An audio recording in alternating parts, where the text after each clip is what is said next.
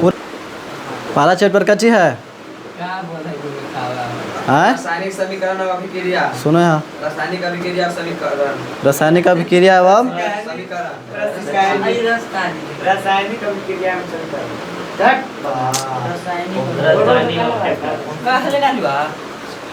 को हिला दिया क्या देखो यहाँ देखो आप कौन चैप्टर ए अभी कोई बात कर लिया तो रवा देंगे। कची पढ़ना है छो कची बोले तो रसायन शास्त्र। रसायन शास्त्र में चैप्टर नंबर 1 किसके बारे में पढ़ना है? रासायनिक अभिक्रिया एवं ए हाला ना करना ए आगे कर देगा हाला कर दिया तो बड़ी माँ मार देंगे। शांत से रहो सुनो जितना कहेंगे उतने बोलना।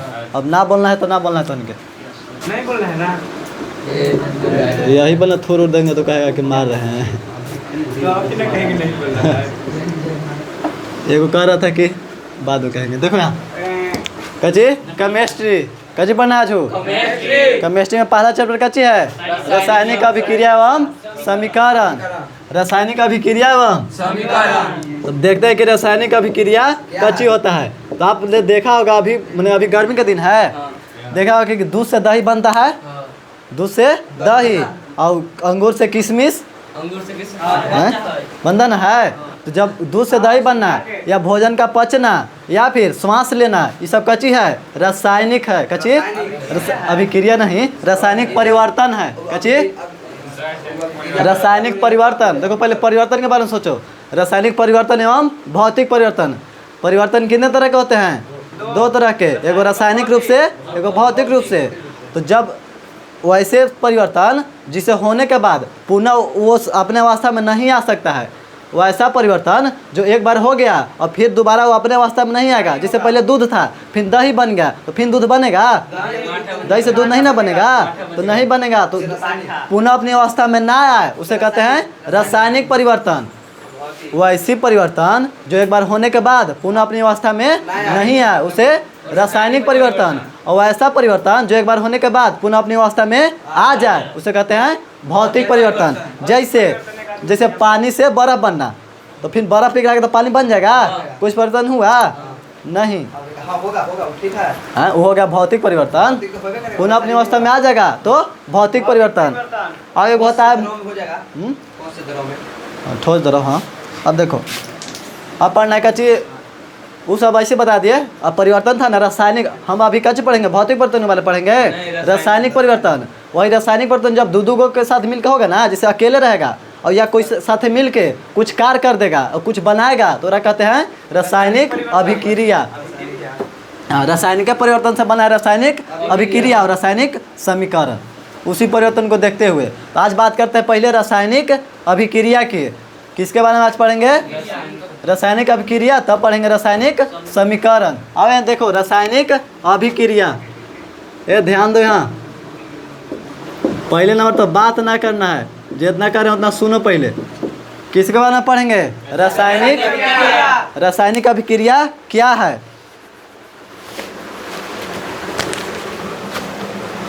किसके बारे में पढ़ेंगे? इधर लिखे दिन तो इसको मिटा देते हैं। ठीक देखो यहाँ फिर करें कि बात ना करना तो पिटाएगा तब तो नहीं मानेगा। अपना से समझदारी ना कुछ हो। सुन लो एक ही दिन है एक हफ्ता में एक ही दिन है ये विषय रासायनिक अभिक्रिया। कैसे पढ़ेंगे? तो जब कोई पदार्थ अकेले या किसी दूसरे पदार्थ के साथ जब कोई पदार्थ अकेले या किसी दूसरे पदार्थ के साथ क्रिया करके जब कोई पदार्थ अकेले अथवा किसी दूसरे पदार्थ के साथ क्रिया करके दो भिन्न गुण वाले नए पदार्थ का निर्माण करता है। दो ऐसे याद रखना कि जब कोई पदार्थ अकेले अथवा किसी दूसरे पदार्थ के साथ अकेले भी और किसी दूसरे के साथ भी क्रिया करके नए पदार्थ का निर्माण करता है उसे कहते हैं रासायनिक अभिक्रिया। रासायनिक अभिक्रिया किसे कहेंगे? जब कोई पदार्थ या तत्व जब कोई लिख दे रहा है लिख लेना। ठीक जब कोई पदार्थ या तत्व किसी दूसरे तत्व या पदार्थ के साथ अभिक्रिया कर एक नए पदार्थ का निर्माण कर दे उसे कहेंगे रासायनिक अभिक्रिया। समझ में आया रासायनिक अभिक्रिया क्या है? एग्जाम्पल देंगे तो मिल के काम करेंगे। हाँ, अकेले भी या दूसरों के साथ मिल के भी। जब कोई पदार्थ अकेले कची हाँ अकेले लिखेंगे जब कोई पदार्थ अकेले या किसी किसी दूसरे पदार्थ के साथ किसी दूसरे पदार्थ के साथ अभिक्रिया पदार्थ के साथ देखो क्रिया करना मतलब क्या करना, मिल जाना उसके साथ। दोनों मिल के जो क्रिया हाँ मिल के जब कोई पदार्थ अकेले या किसी दूसरे पदार्थ के साथ क्रिया करके या अभिक्रिया कहो या क्रिया देखो ना क्रिया करके जब कोई पदार्थ अकेले अथवा किसी दूसरे पदार्थ के साथ क्रिया करके नए पदार्थ का निर्माण करता है। किसका? नए पदार्थ का निर्माण। क्रिया करके नए पदार्थ का निर्माण करता है। नए पदार्थ का निर्माण देखो बड़ा बड़ा लिख रहे हैं ना कि छोटा छोटा लिखे थे ना तो नहीं दिख रहा था, चलते इतना बड़ा बड़ा लिख रहे हैं। जब कोई पदार्थ अकेले या किसी दूसरे पदार्थ के साथ क्रिया करके एक नए पदार्थ का निर्माण करता है उसे कहते हैं रासायनिक अभिक्रिया। तो एक आगे ये वाला लिख देना, ठीक ना? क्या लिखना है उसे कभी कहेंगे रासायनिक अभिक्रिया पदार्थ का निर्माण करता है।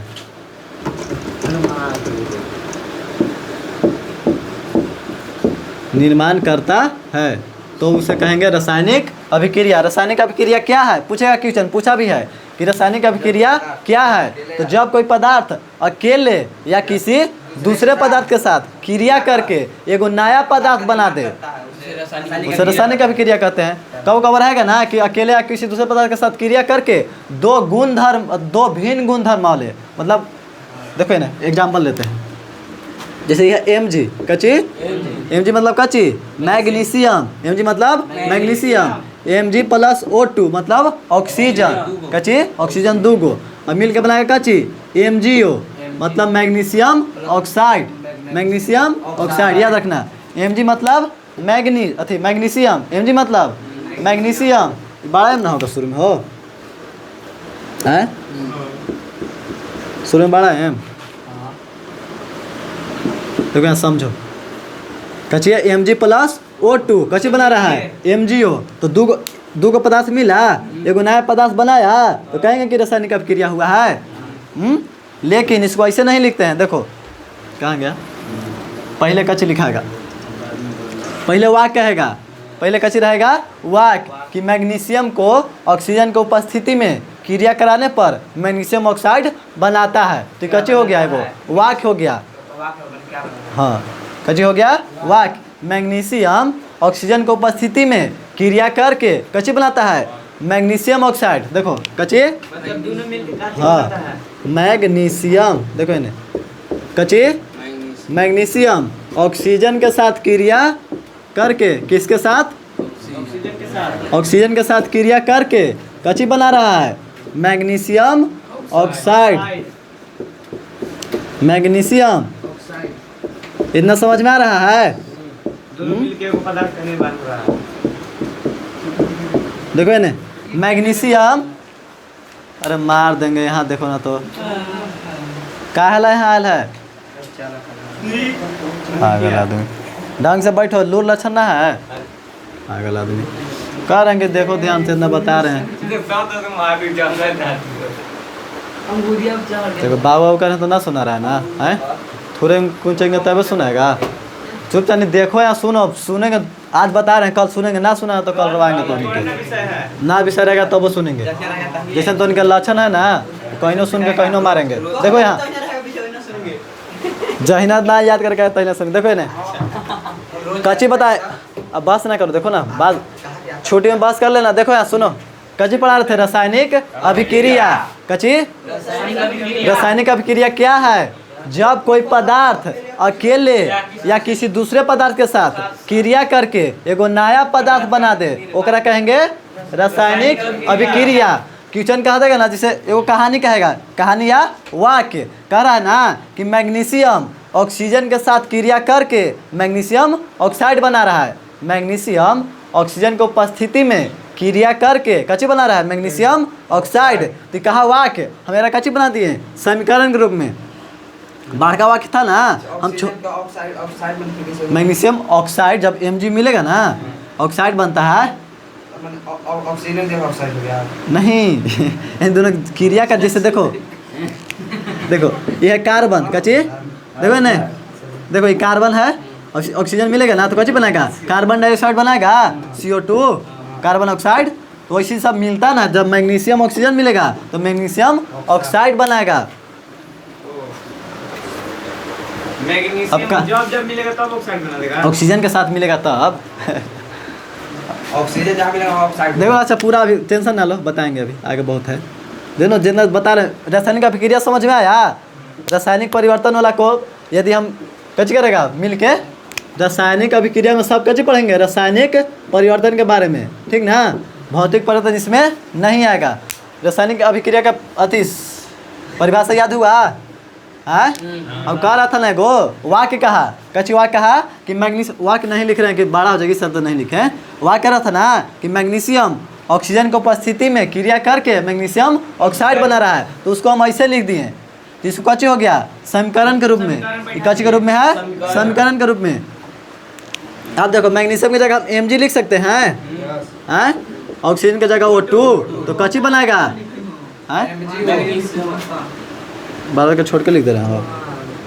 आज कोई दिक्कत नहीं आएगा। देखो ने Mg लिखे प्लस O2 तो कच्ची बनाएगा MgO कच्ची बनाएगा मैग्नीशियम ऑक्साइड मैग्नीशियम ऑक्साइड। तो पहले एकरा कहते हैं शब्द समीकरण देखो ने एकरा कच्ची कहते हैं और एकरा कहते हैं रासायनिक समीकरण कच्ची रासायनिक समीकरण या कंकाली समीकरण रासायनिक या याद रखना।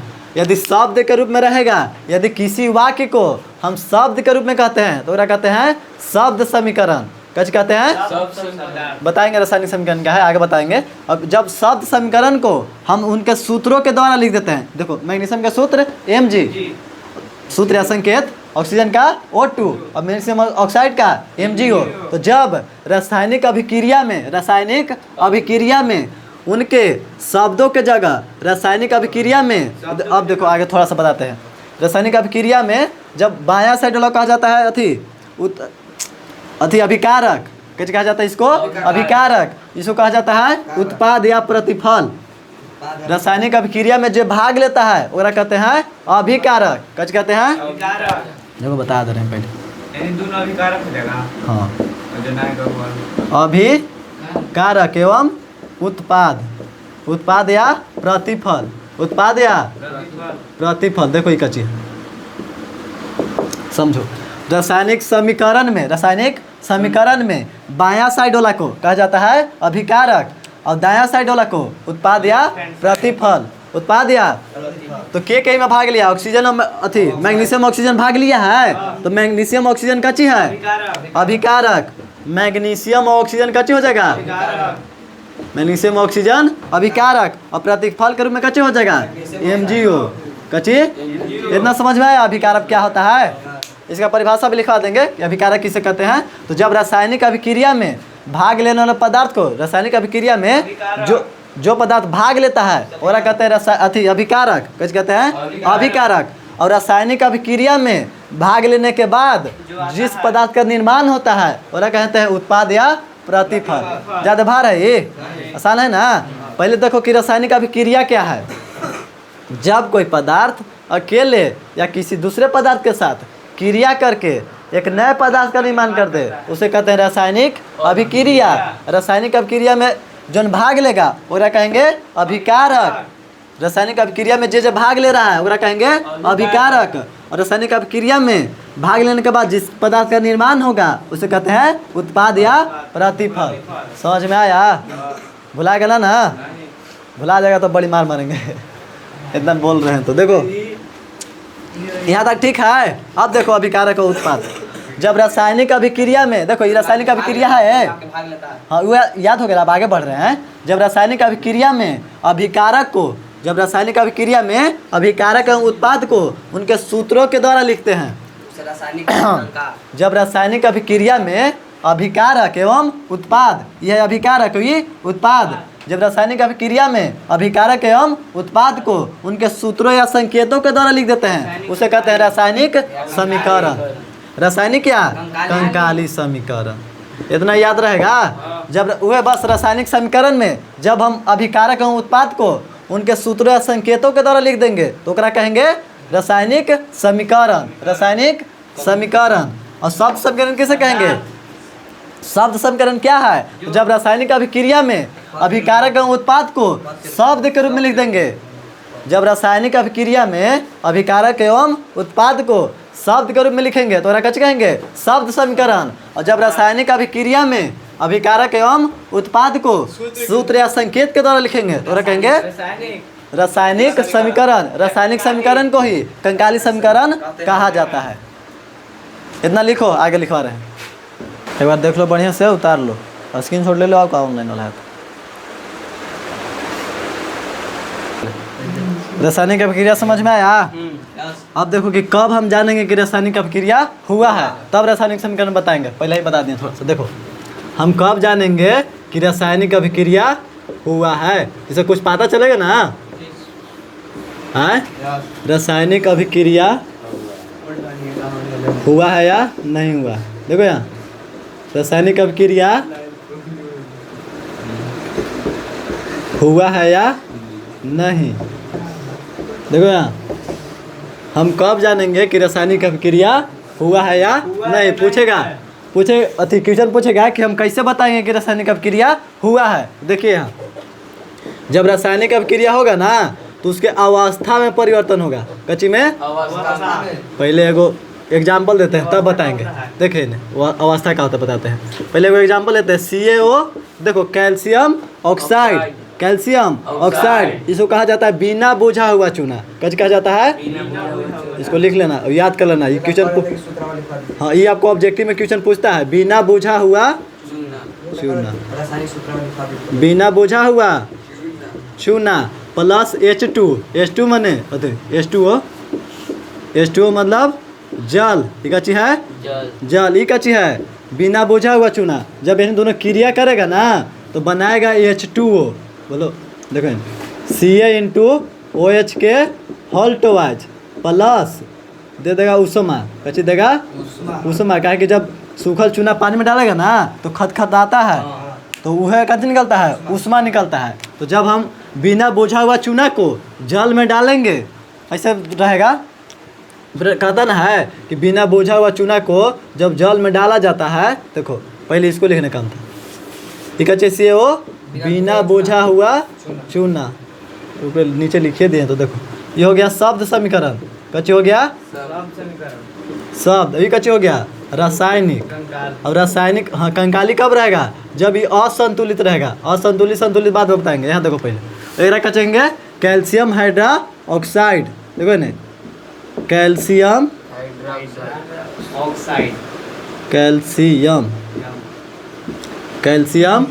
हाइड्रोक्साइड कच्चे कच्ची कर रहा है वो। देखो यहाँ ध्यान से देखो, जरा कच्ची कहेंगे। देखो CaO किसका सूत्र है? बिना बुझा हुआ चूना का। बिना बुझा हुआ चूना का सूत्र कच्ची है CaO। और जल का H2O। और भारी जल का होता है D2O। याद रखना, भारी जल का D2O और H2O अच्छा जल, शुद्ध जल। और Ca*OH के होल टोवाइज कच्ची है कैल्शियम हाइड्रोक्साइड। कह सकते हैं बुझा हुआ चूना। कच कहेंगे बुझा हुआ। सब याद रखना। पूछता है कि बिना बुझा हुआ चूना का सूत्र क्या है और बुझा हुआ चूना का सूत्र क्या है। दिख रहा है, छोटे छोटे लिख दिए, ज़्यादा जरूरी ना है। CaO मैंने क्वेश्चन ऑब्जेक्टिव में इसमें से 2-3 गो क्वेश्चन रहेगा। कहे कि बिना बुझा हुआ चूना का सूत्र निम्नलिखित में से कौन है? तो CaO भी दिल रहेगा, Ca*OH के होल टोवाइज भी दिल रहेगा। तो कच्ची होगा CaO। कच्ची होगा।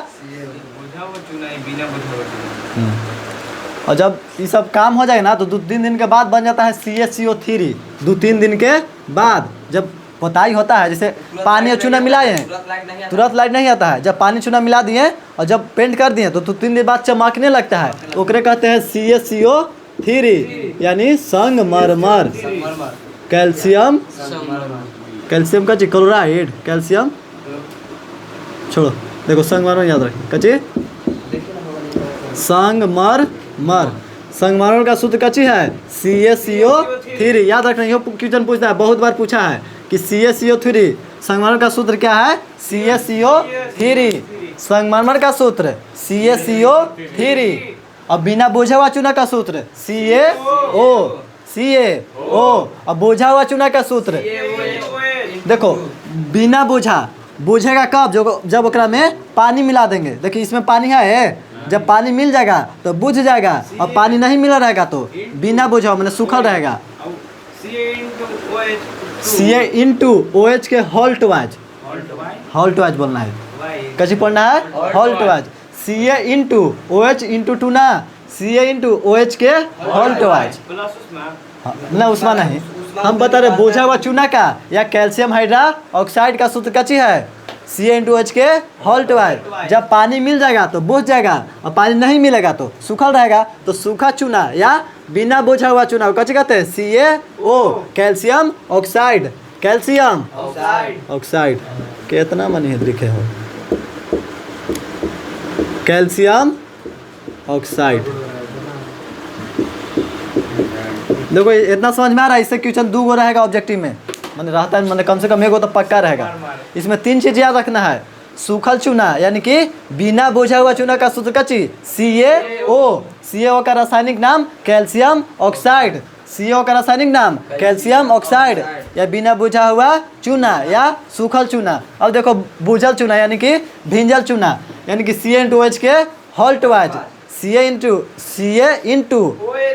के होल टू वाइज कहते हैं बुझा हुआ चूना। काहे कि इसमें पानी मिल गया तो कच्ची हुआ बुझ गया। इसका रासायनिक नाम कच्ची है कैल्शियम हाइड्रोक्साइड कैल्शियम कार्बोनेट कच्ची कहेंगे इसका कैल्शियम। हाँ रासायनिक नाम कहेगा तो कैल्शियम कार्बोनेट दिख रहा है छोटे छोटे में थोड़ा दिख रहा है ना, तो बस सबको दिख रहा है ना, नौटंकी नहीं। जितना बोल रहे हैं उतना समझ में आ रहा है। संगमरमर का सूत्र बताओ याद रहेगा। बहुत अच्छा क्वेश्चन है, बहुत बार पूछा है कंपटीशन में और यहाँ भी हर हाँ मैंने सब एग्जाम पूछता है 10, 12 मैंने बहुत टाइम जब एग्जाम दिए ना छोटे छोटे तो बहुत टाइम पूछा है। देखो ना कैल्शियम कार्बोनेट का सूत्र CaCO3 कैल्शियम कार्बोनेट का रासायनिक नाम कैल्शियम कार्बोनेट तो है रासायनिक नाम। कैल्शियम कार्बोनेट का अति प्रचलित नाम माने जो चलता है कच्ची संगमरमर को ही कैल्शियम कार्बोनेट कहते हैं और सूत्र कच्ची है CaCO3। अब वो बिना बोझल चूना यानी कि सूखल चूना का सूत्र CaO सूखल चूना का सूत्र। तो सूखल चूना ना कहेगा बिना बोझा हुआ चूना का निम्नलिखित में से कौन सा सूत्र है CaO और बोझल चूना के CaOH के होल टू वाइज। बोझल चूना के रासायनिक नाम बोझल चूना का रासायनिक नाम कैल्शियम हाइड्रोक्साइड बिना बोझा चूना का रासायनिक नाम कैल्शियम ऑक्साइड बस हाँ ये तो समझ गए। अब आओ जहाँ हमने थे रासायनिक अभिक्रिया पाओ। अब कब पता चला कि रासायनिक अभिक्रिया हुआ है या नहीं, तो देखिए कब पता चलेगा। इसको पता करने के लिए 3-4 नियम है। इसके अवस्था में परिवर्तन होगा कच्ची में अब देखिए अवस्था कच्ची होता है तो देखिए तो यहाँ सूखल है यहाँ जाके भींज गया तो सूखल है तो ठोस होगा। अवस्था 3 प्रकार के होते हैं। अवस्था कितने प्रकार के ठोस द्रव और आपको 9th में पढ़ना था कि ठोस द्रव गैस क्या है। ऐसे 5 है लेकिन मुख्य रूप से 3। चौथा है प्लाज्मा जिसे वो सब यूज नहीं है। और बोस आइंस्टीन कंडेंसेट उस सब के नहीं पढ़ना। देखो ने अवस्था में कच्चे होगा परिवर्तन। सबसे पहले कच्चे में परिवर्तन होगा लिख देते हैं, परिवर्तन भी लिख देते हैं। खाली अवस्था लिखेंगे तो ना समझ में आएगा। देखो ने कब पता चलेगा कि रासायनिक अभिक्रिया हुआ है या नहीं, तो जब देखो ने कच्चे में परिवर्तन होगा अवस्था में परिवर्तन कच्चे में परिवर्तन होगा और फिर दूसरा में हो जाएगा रंग में परिवर्तन। कच्ची में देखिए तो इन्हें उजल है उन्हें जाके फिर पूरा उजला हो जाएगा और कोई कोई में काला नीला हो जाता है, मतलब रंग में परिवर्तन होता है। कच्ची में रंग में परिवर्तन ठीक। और फिर देखिए फिर हो जाएगा ताप में परिवर्तन। कच्ची में ताप में देखिए इन्हें कुछ है उसमें सूखल चूना को हाथ में ले लीजिएगा। देखिए ना सूखल चूना में उष्मा नहीं ना है, लेकिन जब पानी डालेंगे तो उष्मा उसमें से निकलेगा ना, तो ताप बढ़ा, ताप में बर्तन हुआ, उसमें या नहीं ताप। बात ना करो बताते वक्त, मार देंगे ना, बात करेंगे तो ना समझ में आएगा। कहलत ना हम बता रहे हैं 3 बार 4 बार एक बतिया। हाँ, तो बता रहे हैं, बका कहला जा रहा है, रुको ना। देखो ने पहला रंग में अति अवस्था में परिवर्तन, रंग में परिवर्तन और ताप में परिवर्तन। ताप में परिवर्तन कब? देखो इन्हें उष्मा नहीं ना था, लेकिन इन्हें उष्मा निकल रहा है ना, तो ताप बढ़ा, कुछ परिवर्तन हुआ तो कच्ची होगा ताप में परिवर्तन। अब एगो हो जाए रंग में हो गया, अवस्था में हो गया। अब लिखो तो अवक्षेप बनेगा, कच्ची बनेगा अवक्षेप कहो, अवक्षेप कहो या उत्पाद कहो या प्रतिफल कहो।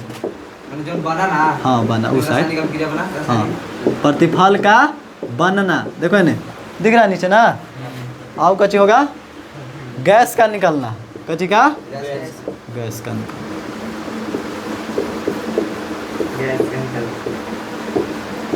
गैस देखिए तो उष्मा रहा है, तो इसलिए तो हाइड्रोजन कौन कौन में हाइड्रोजन निकलता है। देखो ना गंध, ठीक है गंधों में होगा रंग या हाँ गंध तो चेंज होबे करेगा,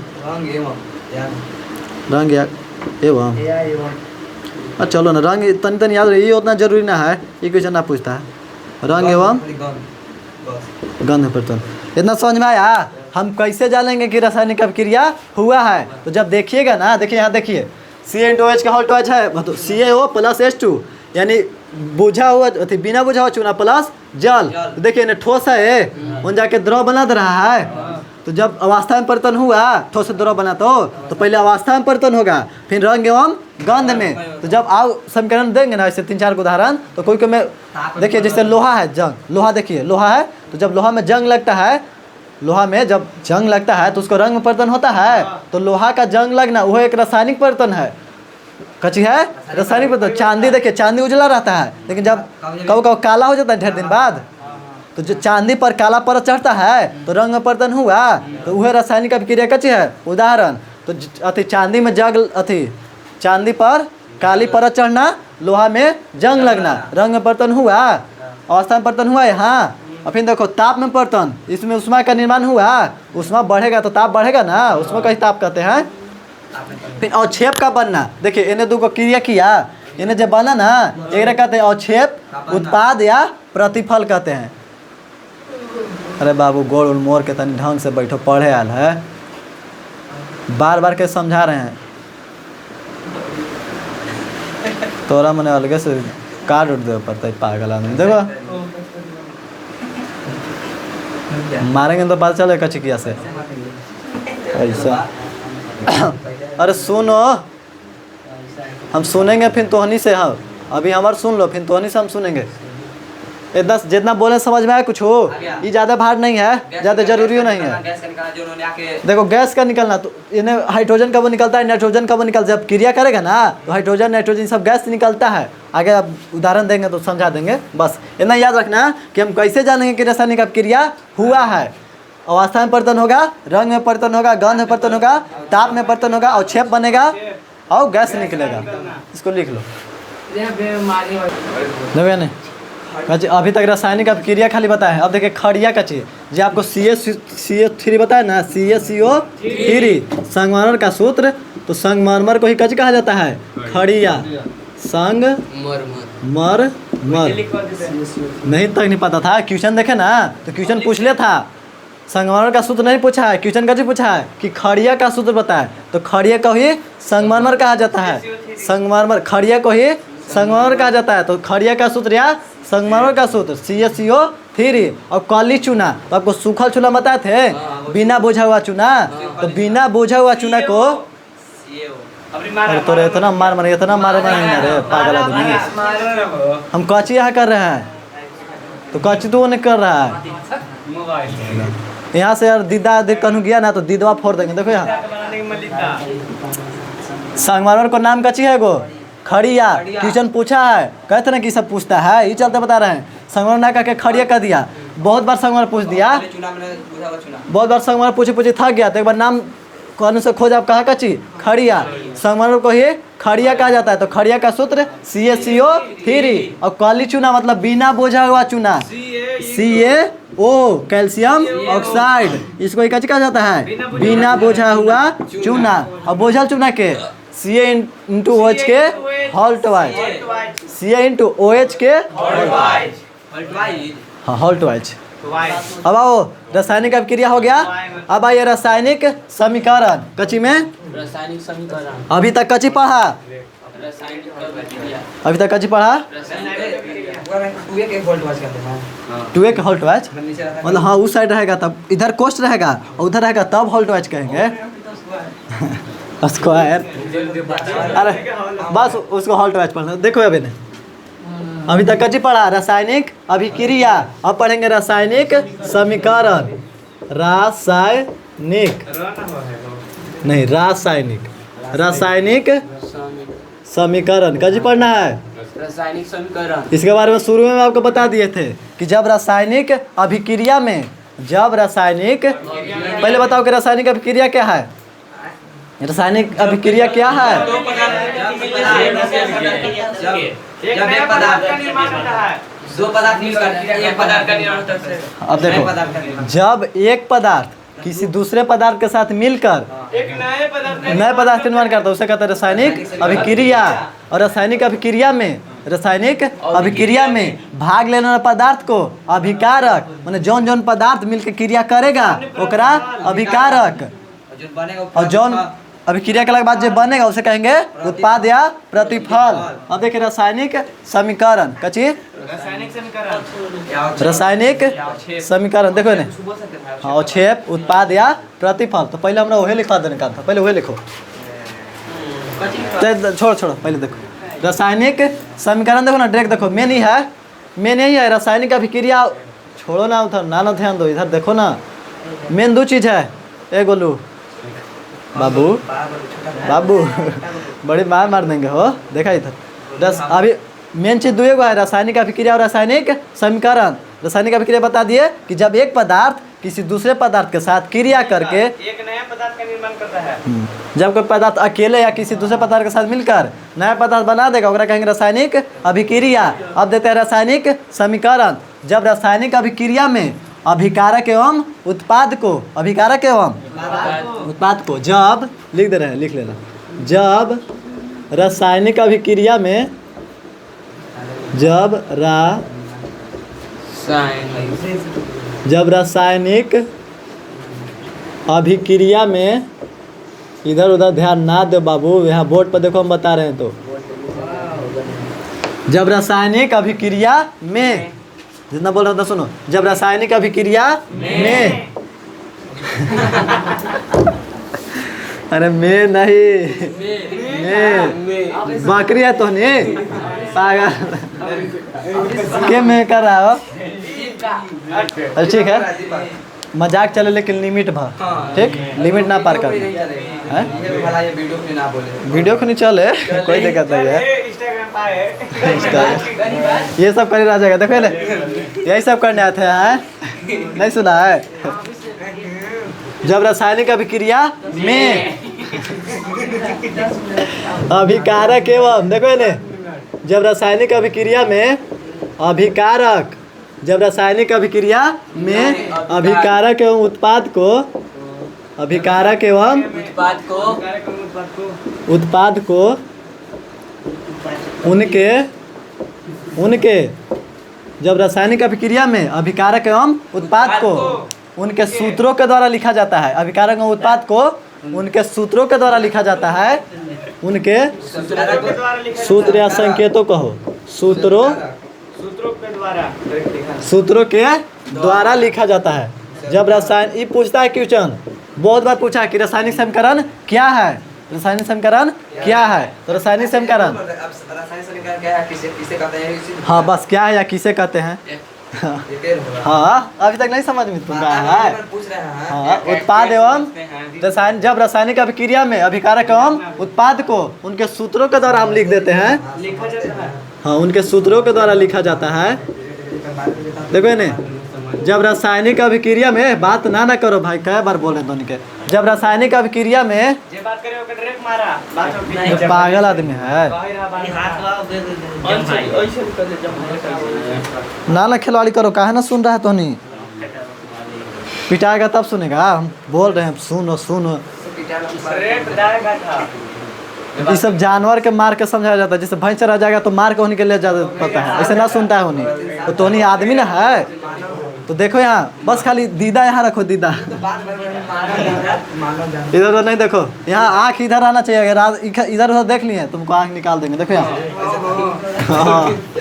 हाँ हाँ देखो यहाँ मन में बार तीरी हो कहीं बार बंद कर रुको। देखो बात ना करना, आगे कर रहे हैं, बात ना करना। अब देखो कल लिखा है रासायनिक समीकरण। जब रासायनिक अभिक्रिया में अभिकारक एवं उत्पाद को, इधर आता है अभिकारक, इधर उत्पाद को, उनके हम सूत्रों के द्वारा लिख देते हैं। जब रासायनिक अभिक्रिया में अभिकारक उत्पाद को हम सूत्र के द्वारा लिखेंगे तो कहेंगे रासायनिक समीकरण। जब ठीक है लिखल है पूरा, जब रासायनिक अभिक्रिया में अभिकारक उत्पाद को उनके सूत्रों के द्वारा लिखा जाता है तो जैसे तो उसे कच्ची कहते हैं रासायनिक समीकरण। यहाँ से यहाँ उठा के रख देना, ठीक। ऐसे लाइन में पार दीजिए डायरेक्ट। अब आइए एग्जाम्पल, एक एग्जाम्पल कच्ची ले लें। बिना बुझे हुआ चूर्ण लिखता है बार बार के, कहा कि याद हो जाएगा, ठीक। बिना CAO ऐसे डायरेक्ट लिखा ना हो, डायरेक्ट लिखेंगे तो डायरेक्ट तो हो ही जाएगा। तो फिर डायरेक्ट हम लिखे काला बिना बुझा हुआ, बिना बुझा हुआ चूना प्लस जल, कच्ची बिना बुझा हुआ चूना प्लस जल। ये कच्ची ये कौन समीकरण है?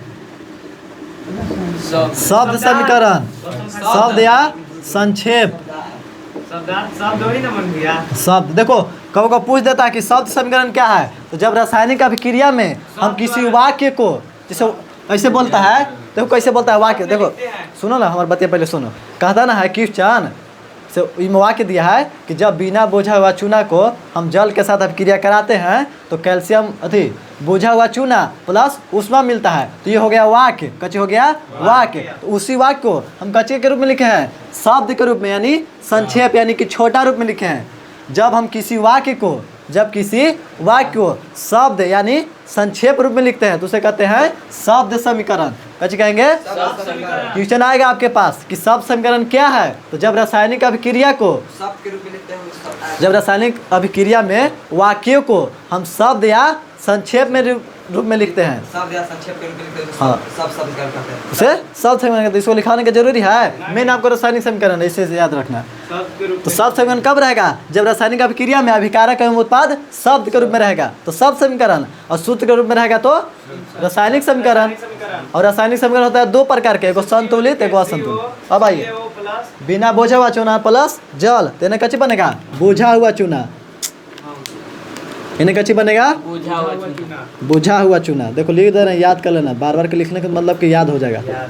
बुझा हुआ चूना, अब कच्ची निकलेगा ऊष्मा। ये कच्ची रूप में है, शब्द के रूप में है। कौन रूप में है? मेरा कच्ची कहेंगे शब्द समीकरण।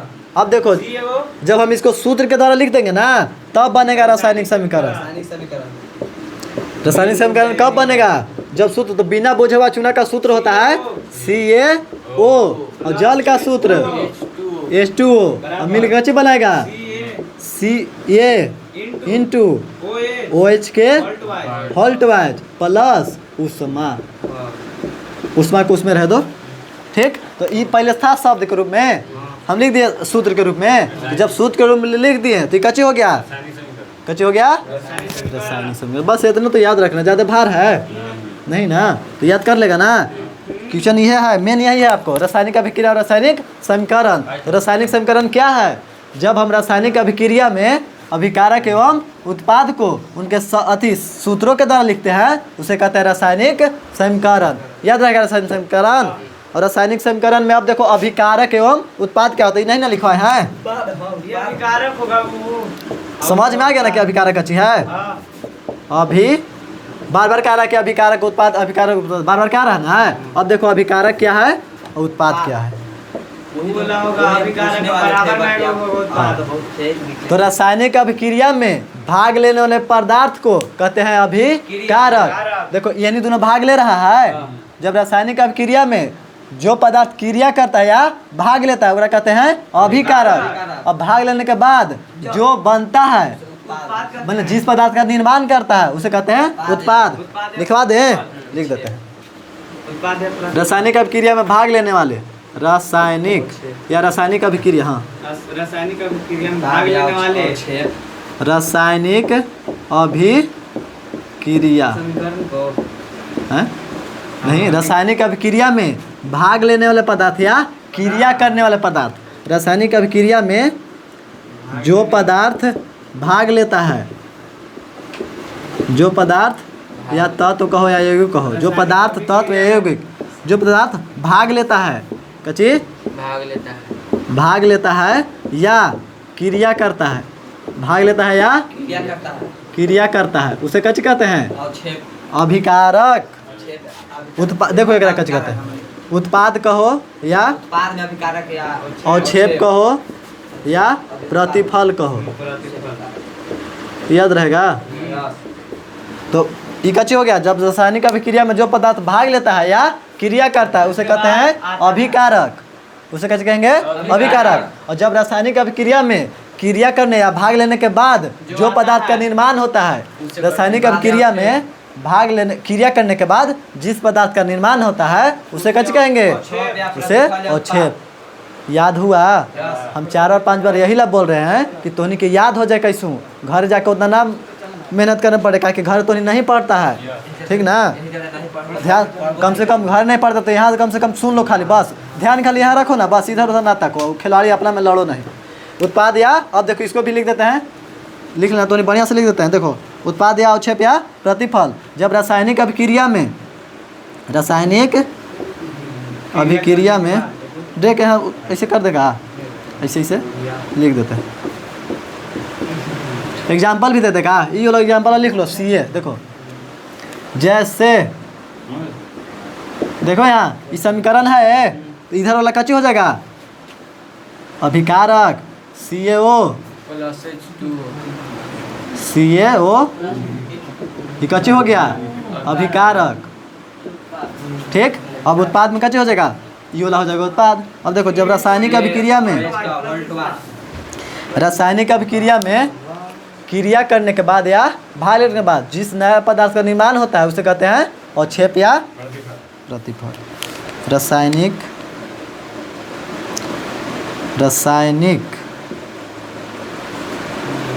अभिक्रिया के बाद देखो ने,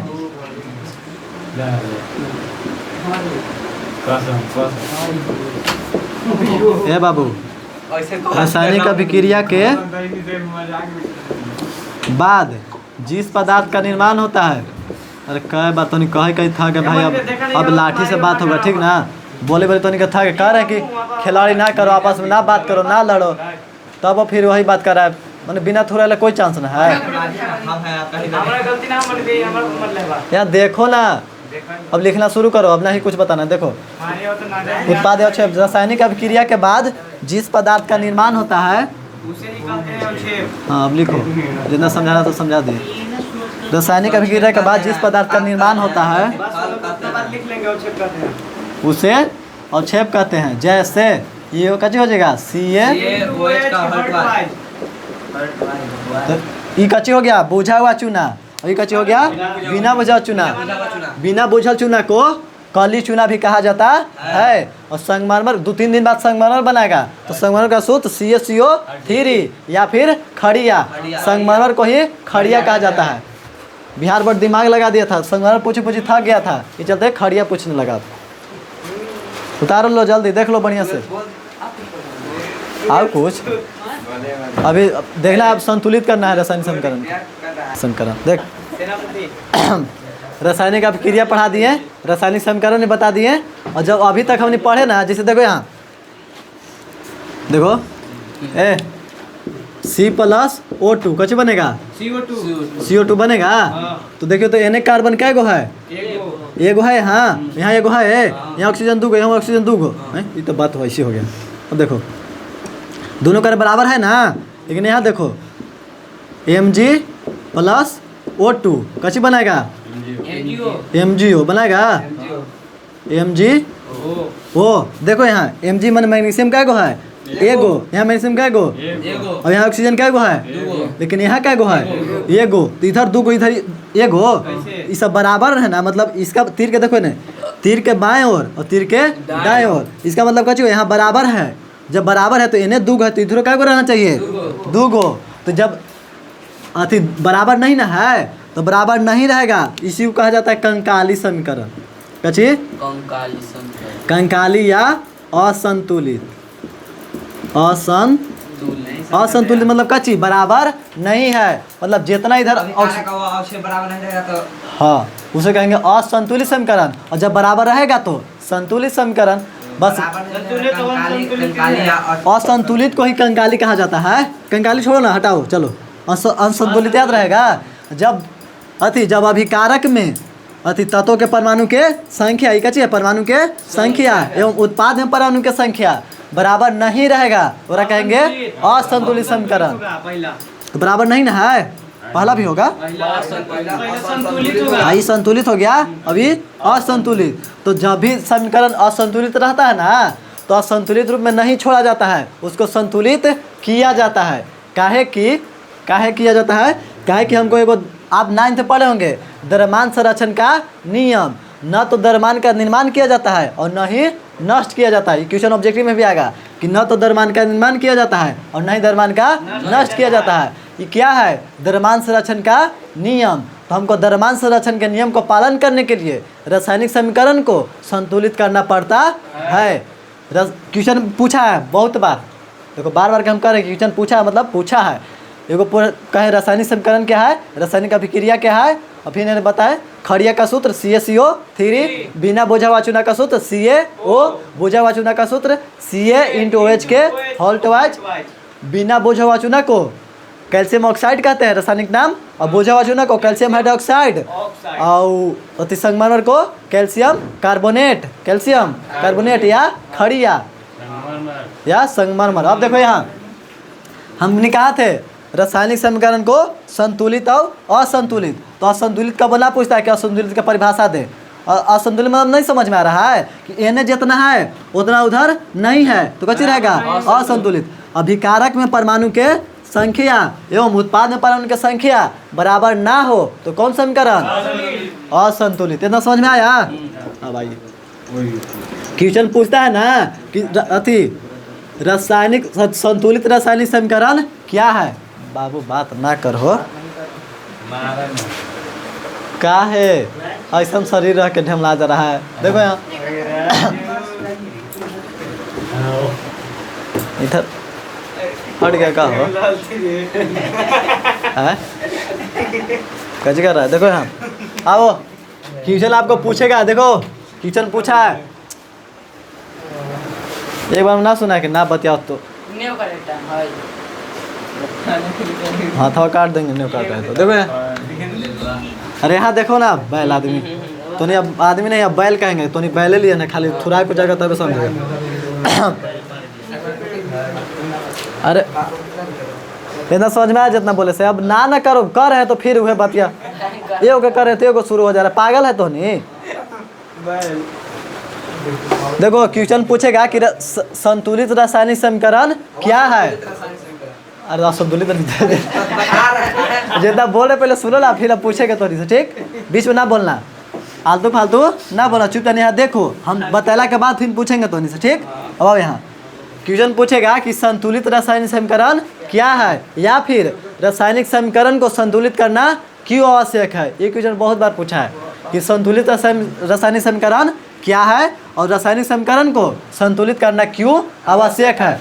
तो आपको असंतुलित संतुलित बताएं कि संतुलित रासायनिक समीकरण क्या है, जब अभिकारक में एवं उत्पाद में परमाणु की संख्या दोनों बराबर हो तो उसे कहेंगे संतुलित रासायनिक समीकरण।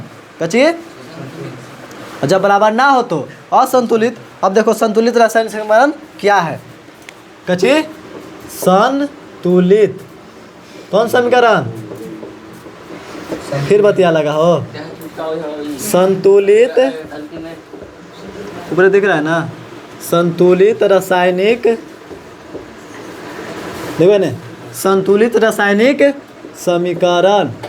कौन समीकरण, संतुलित तो है ही है, लेकिन कैसा रासायनिक संतुलित रासायनिक समीकरण क्या है? ठीक, संतुलित रासायनिक समीकरण क्या है? तो जब हाँ कथी बताने के बाद छोटी करने के अरे तो छोटी छोटी खाली बकरा ऐसे तो ना निकल नहीं कौन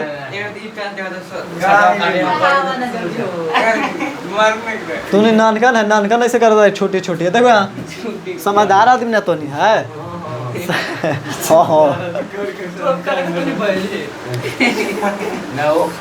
तो बैल का दे तो बैल हो गया। अब आओ यहाँ, कौन समीकरण? संतुलित रासायनिक समीकरण क्या है? तो जब रासायनिक समीकरण में अभिकारक एवं उत्पाद में, वो अभिकारक एवं उत्पाद का जितना अभिकारक है उतने उत्पाद है, तो कैसे रहेगा? संतुलित। जब रासायनिक समीकरण में अभिकारक में एवं उत्पाद में परमाणु की संख्या कच्ची हो, बराबर हो, तो उसे कहेंगे संतुलित रासायनिक समीकरण। लिख देना, इतना याद रहेगा ना? तो नहीं लिखो तो संतुलित रासायनिक समीकरण क्या है? जब जल्दी जल्दी लिखना, और लिखे से पहले तो नहीं लिख लेना। खोलो, जब हाँ देखो संतुलित रासायनिक समीकरण क्या है?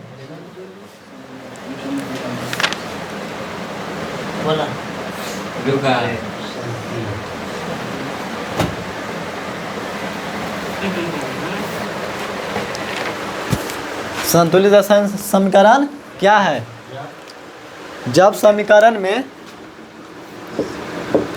जब कौन समीकरण? रासायनिक समीकरण में, जब रासायनिक समीकरण लिख देते हैं समीकरण में नहीं लिखो, अच्छा लिखो। अब नहीं गलती, अब नहीं होगा। जब रासायनिक समीकरण में लिख के डैश देख लिखना है कि संतुलित रासायनिक समीकरण क्या है? जब रासायनिक समीकरण में, जब रासायनिक समीकरण में दुआ नहीं अभिकारक, जब रासायनिक समीकरण में अभिकारक एवं उत्पाद या प्रतिफल बोलो, अभिकारक एवं उत्पाद का, अभिकारक एवं उत्पाद का परमाणु संख्या, जब रासायनिक समीकरण में अभिकारक एवं उत्पाद का परमाणु संख्या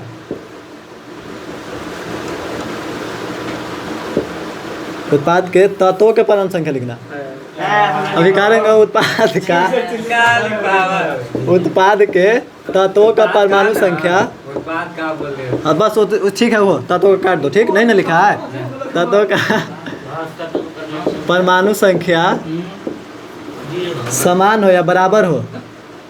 जब रासायनिक समीकरण में अभिकारक एवं उत्पाद का, उत्पाद के तत्वों का परमाणु संख्या बराबर हो, समान हो या बराबर हो, तो उससे कच्ची कह देंगे संतुलित रासायनिक समीकरण कहते हैं। अब आओ एग्जाम्पल, जैसे देखो यहाँ Mg प्लस O2 कच्ची बनाएगा MgO बनाएगा MgO। तो देखो ध्यान दो, तो यहाँ Mg क्या गो? एगो, यहाँ Mg एगो, ये तो बराबर है, लेकिन O2 दो गो है, तो इसका परमाणु संख्या 2 है ना, होता है, लेकिन यहाँ 2 गो लगल है, तो 2 गो है वो ऑक्सीजन, यहाँ क्या ऑक्सीजन है? एगो, तो इसको 2 गो करना, ये तो 2 गो ठीक है, लेकिन एक गो ना है, तो इसको 2 गो करना होगा। इसको हम 2 गो नियम से संतुलित करते हैं, यहाँ कर देते हैं, बाकी बताएंगे।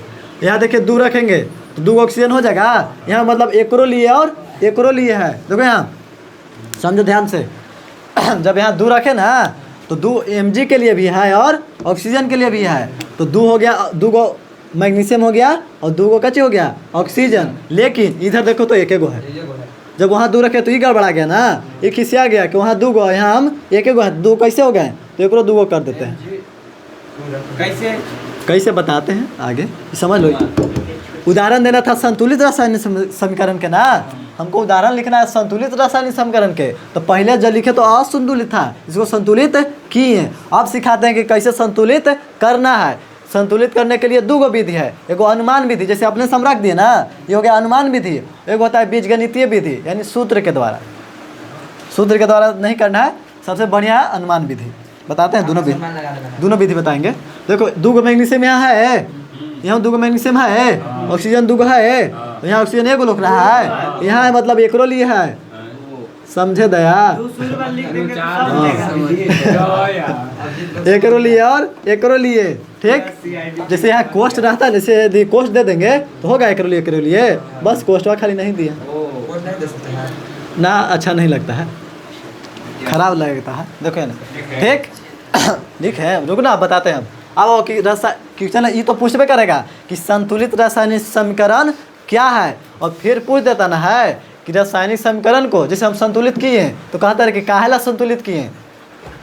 क्वेश्चन ये तो है, देखो हम संतुलित यहाँ कर दिए, Mg+O2 तो MgO था, लेकिन 2 काहेला लगाएं रासायनिक समीकरण को संतुलित करने के लिए, तो कहेगा कि काहेला संतुलित किए। रासायनिक समीकरण को संतुलित करना क्यों जरूरी है? हमको बराबर चाहिए इसलिए। अब देखो काहे किए, अब क्वेश्चन की कहेगा, वो बिहार बोर्ड वाला जो क्वेश्चन बनाएगा ना, वो कहेगा ना कि सब संतुलित तो कर दिया, लेकिन काहेला किया हमको बताओ, ठीक। तो देखो कहना कि जो को बता रहे हैं, रासायनिक समीकरण को संतुलित करना क्यों आवश्यक है। देखिए एगो क्वेश्चन कैसे बनेगा, क्वेश्चन बनेगा ऐसे बनेगा कि रासायनिक समीकरण को संतुलित क्यों करते हैं, या रासायनिक समीकरण को संतुलित करना क्यों आवश्यक है, ऐसे क्वेश्चन रहेगा। संतुलित समीकरण नहीं, रासायनिक समीकरण को संतुलित करना क्यों आवश्यक है। क्वेश्चन भी लिख देते हैं, रासायनिक समीकरण कहने से लिखाता है वो, कानून से चलेगा। रासायनिक समीकरण को संतुलित करना क्यों आवश्यक है? संतुलित करना क्यों, देखो ने, रासायनिक समीकरण को संतुलित करना क्यों आवश्यक है या क्यों जरूरी है, उतना समझदार है ना तो नहीं। रासायनिक समीकरण को संतुलित करना क्यों आवश्यक है, ये लिख देना। देखो काला कलम से रहेगा आपको क्वेश्चन, तो क्वेश्चन नंबर देखो दूसरा का आंसर, देखो ना दूसरा का क्वेश्चन वहाँ रहेगा, क्वेश्चन नहीं उतारना है, 2 लिखना और दूसरा का आंसर लिख के, या फिर हिंदी में दे रहे हैं ना तो दूसरा के उत्तर लिख के और बाकी बुल्लू से लिख देना, लाला है बुल्लू। देखो ना पहले तो पढ़े का चाहिए रासायनिक समीकरण, संतुलित रासायनिक समीकरण। तो संतुलित रासायनिक समीकरण कब रहेगा, जब रासायनिक समीकरण में अभिकारक एवं उत्पाद में तत्वों के परमाणु संख्या या फिर परमाणु संख्या, अभिकारक एवं उत्पाद के परमाणु संख्या बराबर हो दोनों करे, तो कच्ची रहेगा संतुलित रासायनिक समीकरण। तो क्वेश्चन कहता है ना, बहुत बार पूछा बहुत बार, कि रासायनिक समीकरण को संतुलित करना क्यों आवश्यक है। आइए बताते हैं क्यों आवश्यक है। आप 9th में पढ़ाया गया था द्रव्यमान संरक्षण का नियम, किसका नियम, द्रव्यमान संरक्षण का नियम। द्रव्यमान संरक्षण का नियम कहता है कि न तो ऊर्जा का निर्माण होता है, या फिर न तो द्रव्यमान का निर्माण होता है और न ही द्रव्यमान का नष्ट होता है, न ही द्रव्यमान का निर्माण होता है और न ही द्रव्यमान का नष्ट होता है। आपको यहाँ तत्व के परमाणु संख्या लिखवाए थे और परमाणु द्रव्यमान भी लिखवाए थे। तो इधर ऑक्सीजन कै गो है, 2 गो, तो 1 ऑक्सीजन के परमाणु द्रव्यमान कितना लिखवाए थे, 16 लिखवाए थे, परमाणु संख्या 8 और परमाणु द्रव्यमान 16 और 2 गो है तो कितना हो जाएगा परमाणु द्रव्यमान। इसका द्रव्यमान देखो ना, ऑक्सीजन का द्रव्यमान कितना हो जाएगा, 1 गो के 16 तो 2 गो के, ऑक्सीजन का परमाणु द्रव्यमान होता है 16, 1 गो के 16 तो 2 गो रहेगा तो 32, 3 गो रहेगा तो 48, 2 है मतलब 2 गो ऑक्सीजन, भारवा परमाणु द्रव्यमान या भार। अब आइए इधर तो 32 हो गया, लेकिन उधर जाइए तो 1 गो है, उधर कितना हुआ परमाणु द्रव्यमान, यहाँ समझो ना, पहले समझो। यहाँ देखो इधर था 32 परमाणु द्रव्यमान किसका, ऑक्सीजन का, उधर कितना हो गया 16, तो घट गया ना परमाणु द्रव्यमान। तो परमाणु द्रव्यमान संरक्षण का नियम कहता है कि रासायनिक अभिक्रिया में या रासायनिक समीकरण में या कुछ में न तो द्रव्यमान का निर्माण होता है और न ही द्रव्यमान का नष्ट होता है। तो इधर 32 उधर जाके 16 हो गया तो नष्ट हो गया ना, तो गलती बात है ना। ये चलते हम रासायनिक समीकरण को संतुलित करते हैं। तो लिख देना आंसर में कि द्रव्यमान संरक्षण का नियम को पालन करने के लिए रासायनिक समीकरण को संतुलित किया जाता है, क्योंकि न तो द्रव्यमान का निर्माण होता है और न ही द्रव्यमान का नष्ट होता है। इतना लिख देगा, ये भारी है, समझ में आ गया? समझ में आया क्या संतुलित करते हैं? कहे कि न तो द्रव्यमान का हम निर्माण करते हैं और न ही नष्ट होता है। यह कहता है द्रव्यमान संरक्षण का नियम कि न तो द्रव्यमान का निर्माण किया जाता है और न ही नष्ट किया जाता है। इस चलते रासायनिक समीकरण को संतुलित करना आवश्यक है।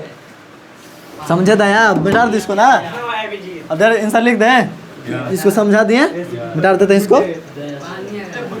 आपको द्रव्यमान के बताने के लिए ये बाबू इधर, हाँ दो लगा नहीं लगाया है। उदाहरण देना रासायनिक संतुलित के, तो संतुलित में संतुलित के उदाहरण दो, बाद में दे देना। देखो ना, पहले यहाँ देख लो, बाद में लिख देना, टाइम देंगे। अब आओ इसका परिभाषा लिख दें। रासायनिक समीकरण को संतुलित करना क्यों आवश्यक है? रासायनिक समीकरण देखो कैसे कि आंसर कैसे दिए थे। अति साइंस में आया है 94 नंबर, एक बार दिए थे एग्जाम, मैंने इसे 2-3 बार दिया है। 94 अब आया है 2025 वाला में। देखो 94 कहाँ आया, ऐसे लिखा था। इक्वेशन पूछा कि रासायनिक जाम हो जा रहा है। देखो रासायनिक समीकरण को संतुलित करना क्यों आवश्यक है, तो ऐसे डायरेक्ट लिखेंगे कि द्रव्यमान संरक्षण के नियम का पालन करने के लिए। ऐसे नहीं, रासायनिक समीकरण को संतुलित करना इसलिए आवश्यक है। देखिए इसी से रासायनिक समीकरण को क्यों संतुलित करना क्यों आवश्यक है, तो रासायनिक समीकरण को संतुलित करना इसलिए आवश्यक है क्योंकि द्रव्यमान का न तो निर्माण होता है, द्रव्यमान संरक्षण का नियम कहता है कि न तो द्रव्यमान का निर्माण होता है, न द्रव्यमान का नष्ट होता है। इसे लिखिएगा बस। 2 नंबर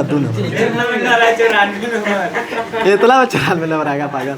मतलब आपको आंसर आपको बताएं कि किसी क्वेश्चन को पढ़कर कैसे आंसर देना है। 2 नंबर मिलेगा इतना में, 94 नंबर मिलेगा। देखो ये देख, अब है ना आंसर। रासायनिक समीकरण को संतुलित करना क्यों आवश्यक है, तो रासायनिक समीकरण क्यों कि नहीं, डायरेक्ट नहीं लिखना है, ऐसे लिखना है।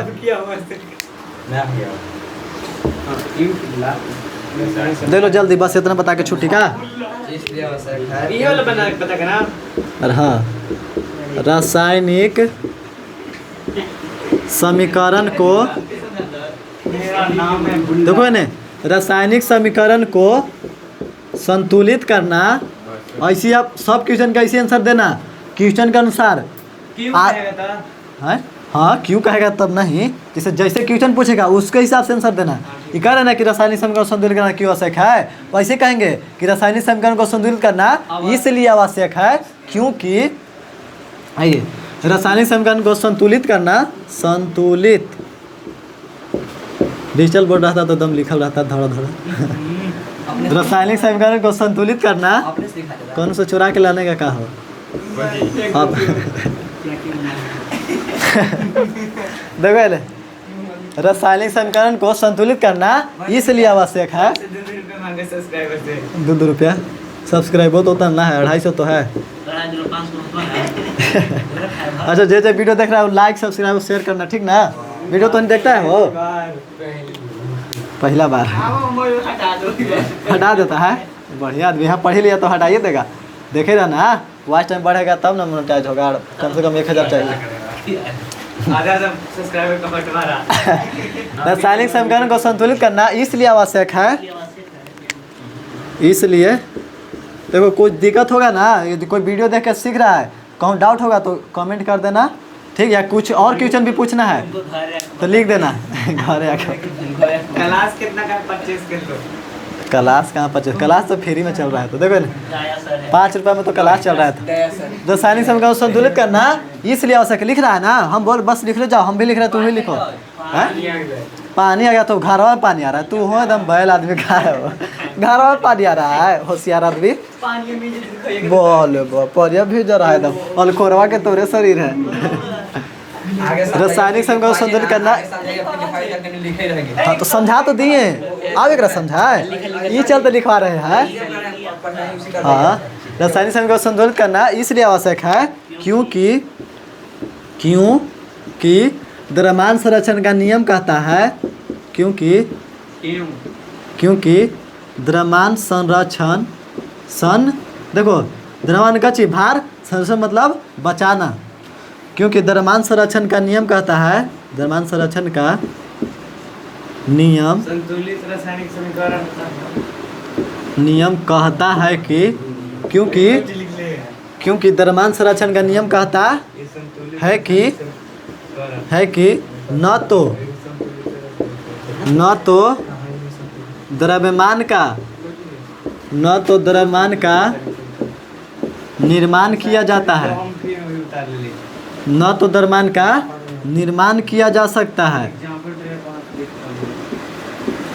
न तो द्रव्यमान का निर्माण किया जा सकता है, न तो क्या बोल रहे हो, न तो द्रव्यमान का निर्माण किया जा सकता है और न ही नष्ट करने गया, क्योंकि द्रव्यमान संरक्षण का नियम कहता है कि न तो द्रव्यमान का निर्माण किया जा सकता है और न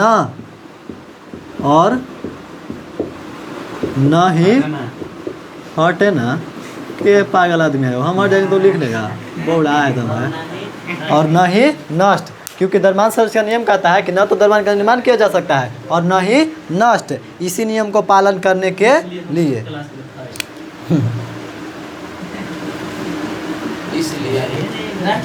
न ही नष्ट इसी है, हाँ द्रव्यमान संरक्षण का नियम कहता है कि न तो द्रव्यमान का निर्माण किया जाता है न ही नष्ट, मतलब द्रव्यमान संरक्षण मेन कारण क्या है, द्रव्यमान संरक्षण का नियम को पालन करने के लिए, ऐसे करके लिख देना। मेन कारण क्या हुआ, द्रव्यमान संरक्षण के नियम को पालन करने के लिए, द्रव्यमान संरक्षण वही में लिख देना डैश देके, मेन रूप हो गया, बस ये देखेगा ना आंसर आपको दे देगा। द्रव्यमान संरक्षण के नियम को पालन करने के लिए,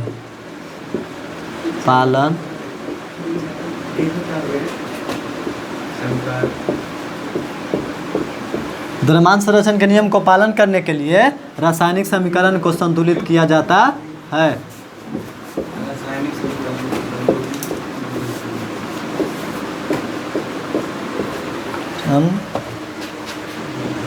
उन्हें नीचा का है बोर्डवा हो, इधर ज़्यादा बड़ा लग रहा है कि तब तीर्थ हो जाता है। द्रव्यमान संरक्षण के नियम को पालन करने के लिए रासायनिक समीकरण को संतुलित किया जाता है। लिखो करते हैं तीर से ना, डेंगावा ना लिखेंगे तो छोटे लिखेंगे तो नहीं दिखेगा।